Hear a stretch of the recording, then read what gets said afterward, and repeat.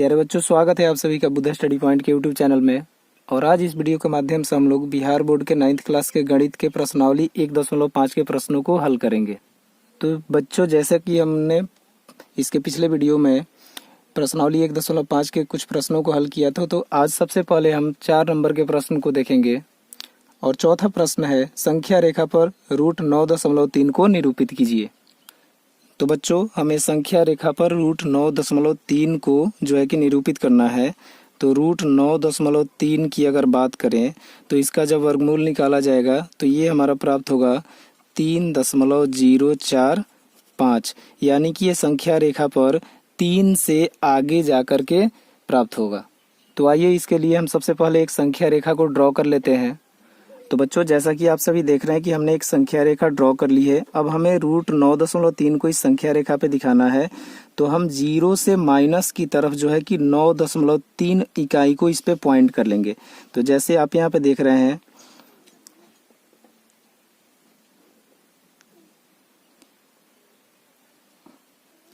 यहाँ तक हमारा 0 के बाद में 9 है और हमें 9.3 चाहिए। तो 1 2 3 हम यहाँ पे इसको पॉइंट कर ले रहे हैं। ये हमारा 9.3 हो गया।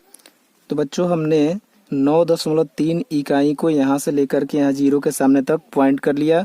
अब हम 0 के सामने इस बिंदु को B मान लेते हैं और ये जो 9.3 इकाई जहाँ तक आ रहा है इसको हम A मान लेते हैं।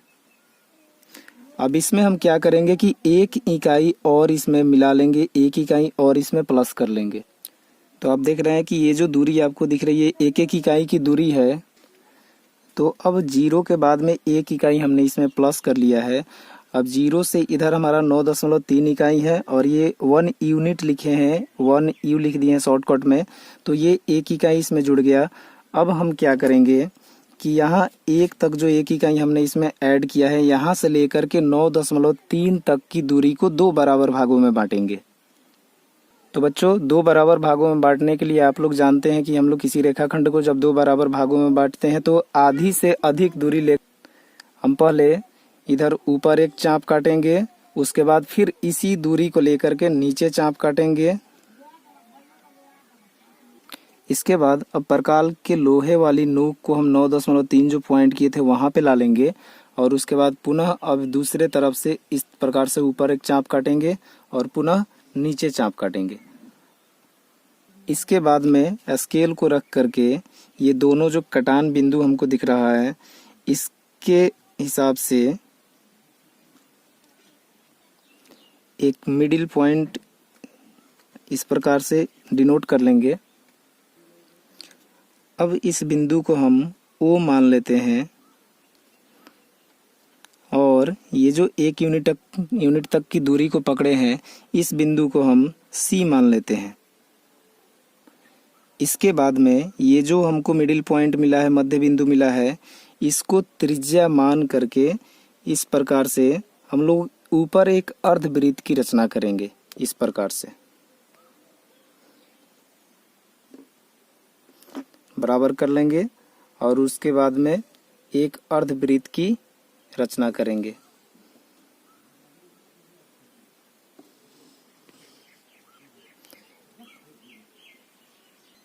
इसके बाद में अब ये जो बिंदु B है जो कि 0 के ऊपर है, इस पे हम एक लंब डालेंगे जो कि 90 डिग्री पे होगा। तो इसके लिए हम चांद की सहायता से हम 90 डिग्री के सामने इस प्रकार से पॉइंट कर लेंगे और पॉइंट करने के बाद में पुनः स्केल के माध्यम से हम लोग यहाँ पर एक लंब डाल देंगे बिंदु B पे। इसके बाद में ये जो हमारा मिडिल पॉइंट जो कि बिंदु O मिला है इसको हम यहाँ से मिला देंगे। तो अब हम इसको यहाँ से लेकर के यहाँ तक मिला देंगे और मिलाने के बाद में हम इस पॉइंट का एक अलग नाम दे देते हैं और इस पॉइंट का नाम हम D दे देते हैं। ये दोनों जहाँ पर आके मिल रही है और अर्धवृत्त को जहाँ पर स्पर्श कर रहे हैं काट। उसके बाद में प्यारे बच्चों, हम प्रकार की सहायता से इस पॉइंट O पे लोहे की नोक को रखेंगे और पेंसिल को यहाँ D के पास में रखेंगे जैसा कि आप देख रहे हैं। और उसके बाद में इसके माध्यम से हम एक चाप घुमाएंगे इस प्रकार से।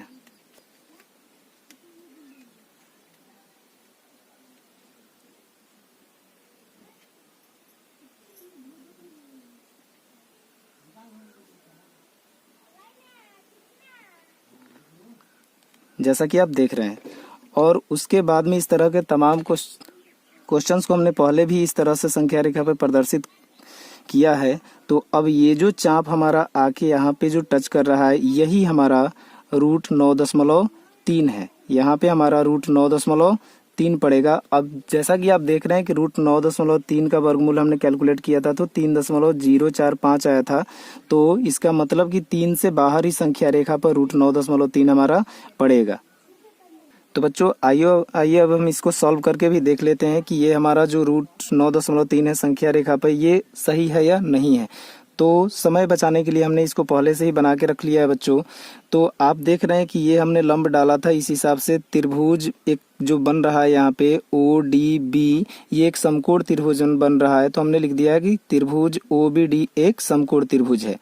उसके बाद में ये जो अर्धवृत्त हमने खींचा था, इसके अगर त्रिज्या की बात करें तो ओ, यहाँ पर आप देख रहे हैं कि O से लेकर के C तक इधर आधी दूरी है और O से लेकर के A तक इधर आधी दूरी है, और OC तथा OA के बराबर ही हमारा OD भी है। तो ये तीनों जो है ये त्रिज्या का काम करेंगी, ये रेखाएं O से C तक, O से D तक और O से A तक। इसलिए तीनों को बराबर हमने लिख दिया है कि अर्धवृत्त की त्रिज्या बराबर OC बराबर OD बराबर OA। अब इसको निकालने के लिए हमने क्या किया है कि चूंकि त्रिज्या आप जानते हैं कि व्यास की आधी होती है, तो यहाँ से लेकर के यहाँ तक व्यास हुआ हमारा। तो अब हमको आधी दूरी चाहिए, तो हमने क्या किया है कि A से लेकर के B तक को हमने यहाँ पे लिख दिया है। उसके बाद में इसमें BC जो कि 1 यूनिट हमने बाद में ऐड किया था उसको भी यहाँ पे जोड़ दिया है। तो AB प्लस BC बटा 2 हो गया है, व्यास में हमने भाग दे दिया है। उसके बाद में AB का मान 9.3 इकाई है और BC का मान 1 यूनिट हमने माना है। अब इसके बाद इन दोनों को जोड़ने पर 10.3 आ रहा है। अब जब भाग देंगे 2 से तो 5.15 होगा। उसके बाद में OB, अब हमको OB निकालना है। आप देख रहे हैं कि O से लेकर के B तक की दूरी को अब हमको निकालना है। तो हमने क्या किया है कि AB, A से लेकर के B तक की जो हमारा लंबाई है उसमें से हमने OA को माइनस कर दिया है। यानी कि इस पूरे लंबाई में से अगर हम इसको बाहर निकाल दे O से लेकर के A तक को, तो हमारा क्या बच जाएगा, OB बच जाएगा।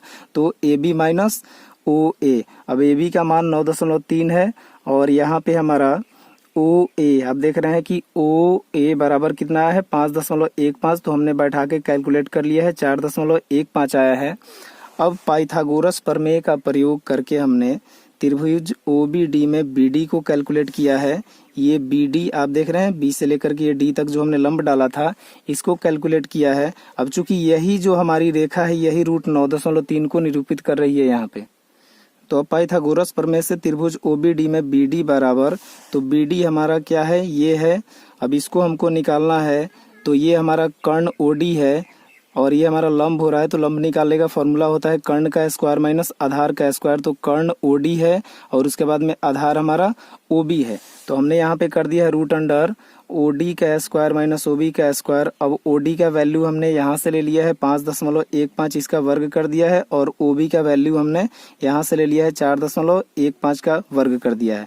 इनका वर्ग निकालने के बाद में ये संख्याएं हमको प्राप्त हुई है और आप देख रहे हैं कि अंततः घटाने के बाद में हमको रूट 9.3 प्राप्त हो रहा है। अतः यह कैलकुलेशन और यह हमारा ड्राइंग ये दोनों बिल्कुल सत्य है। आप इस कैलकुलेशन को फिर से एक बार देख लेंगे जिससे कि कॉपी पे नोट करने में आपको सुविधा हो।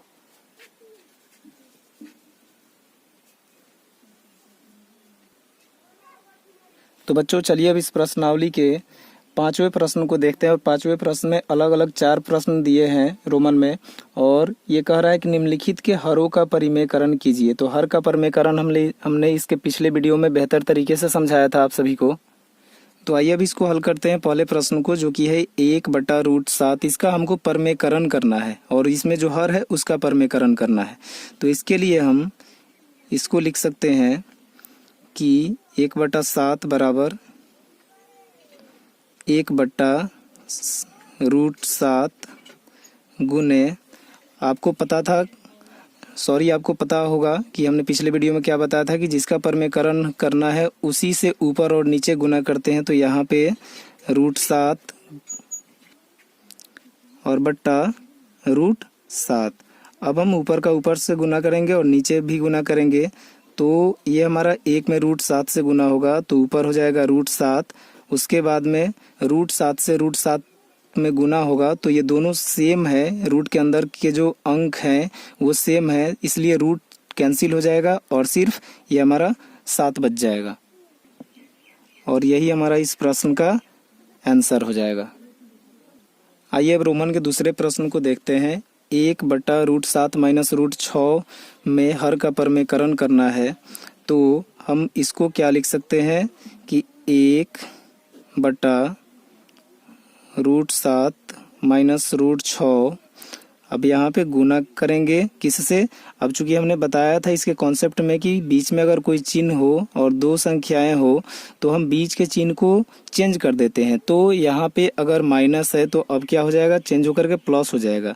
तो ये हो जाएगा रूट 7 प्लस रूट 6 बटा पुनः वही संख्या रूट 7 प्लस रूट 6।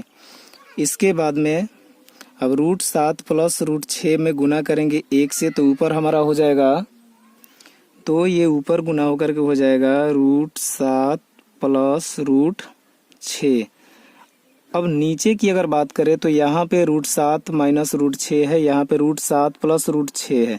तो आपको एक फॉर्मूला याद होगा कि a माइनस बी गुने a प्लस बी बराबर होता है a square minus b square. तो इसी के जैसा ये भी है, 2 यहाँ भी है 2 यहाँ भी है और दोनों सेम है। फर्क सिर्फ इतना है कि यहाँ माइनस है और यहाँ प्लस है, यानी कि इस फॉर्मूले का रूप का है। तो इसके अनुसार यहाँ पे a स्क्वायर बी स्क्वायर है, तो हम यहाँ पे लिख सकते हैं कि रूट 7 का वर्ग माइनस रूट 6 का वर्ग। अब ये ऊपर रूट 7 प्लस रूट 6 हो जाएगा और नीचे जब रूट 7 का वर्ग होगा तो रूट खत्म हो जाएगा यहाँ से और बच जाएगा क्या? 7। उसके बाद में फिर 6 का भी रूट कैंसिल हो जाएगा, खत्म हो जाएगा यहाँ से और बच जाएगा 6। अब यहाँ पे हमारा बच जाएगा रूट 7 प्लस रूट 6 बटा 1। अब 1 तो हम हर में नहीं भी लिखेंगे तो भी चलेगा, तो ये हो जाएगा रूट 7 प्लस रूट 6 और यही हमारा इस प्रश्न का आंसर हो जाएगा। आइए अब रोमन के तीसरे प्रश्न को हल करते हैं और यह है कि 1 बटा रूट 5 प्लस रूट 2। तो इसको हम क्या लिख सकते हैं? 1 बटा रूट 5 प्लस रूट 2 गुना करेंगे, चिन्ह को चेंज करके ऊपर और नीचे, तो ऊपर आ जाएगा हमारा रूट 5 माइनस रूट 2, फिर नीचे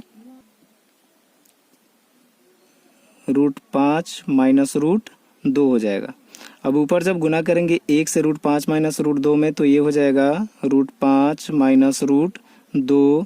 नीचे जब गुना करेंगे तो ये फिर a plus b into a minus b के जैसा दिख रहा है, तो यहाँ पे क्या हो जाएगा हमारा रूट 5 का वर्ग माइनस रूट 2 का वर्ग। उसके बाद में ये हो जाएगा रूट 5 माइनस रूट 2 बट्टे, अब ये रूट 5 का वर्ग होगा तो यहाँ हो जाएगा 5 और रूट 2 का वर्ग होगा तो ये हो जाएगा 2। उसके बाद में हम लिख सकते हैं कि रूट 5 माइनस रूट 2 बटे 5 से 2 को माइनस करेंगे तो हो जाएगा 3 और यही हमारा इस प्रश्न का आंसर है। तो बच्चों इसके रोमन के चौथे प्रश्न को हमने छोड़ दिया है ताकि आप खुद से इसको बनाएंगे और उम्मीद करता हूं कि यह वीडियो आपको पसंद आया होगा। तो प्लीज़ इस वीडियो को लाइक करें, शेयर करें और चैनल को सब्सक्राइब करके बेल आइकन को प्रेस करना ना भूलें ताकि रेगुलर अपडेट आपको मिलता रहे। मिलते हैं पुनः अगले वीडियो में, तब तक के लिए नमस्कार, धन्यवाद।